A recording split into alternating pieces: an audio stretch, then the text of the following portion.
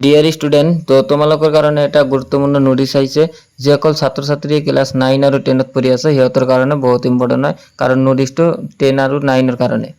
তো ইয়াত লিখা আছে it is for information of all the concerned head of the institutes affiliated under Assam State School Education Board division on that in regard to the spoken English to central test will be conducted by ASSEB division on for both class 9 and 10.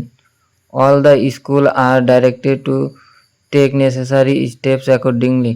The schedule of the test are as follows.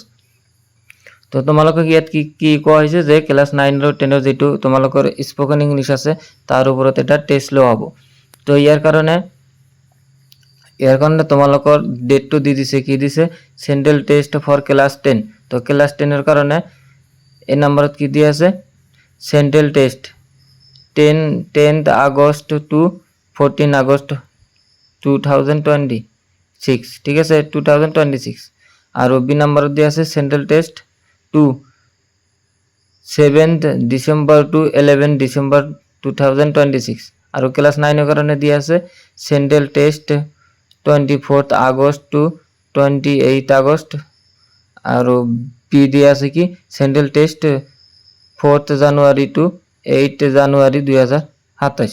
তো এইটো আছিল তোমালোকৰ কাৰণে এটা গুৰুত্বপূৰ্ণ information কাৰণ তোমালোকে যে এইটো যে দিবা তোমালোকে মানে স্পোকেন ইংলিশৰ টেষ্টটো দিবা, এইটো মানে কি হ'ব এইটো তোমালোকৰ ইংলিশত যে মানে প্ৰেক্টিকেলৰ মাৰ্ক থাকিব তাত গৈ যোগ হ'ব। এটা একেবাৰে মানে সেৱাত যাব, সেৱাত গৈ তোমালোকৰ মেট্ৰিকৰ সাৰ্টিফিকেট এড হ'ব যিসকল 10ত আছা।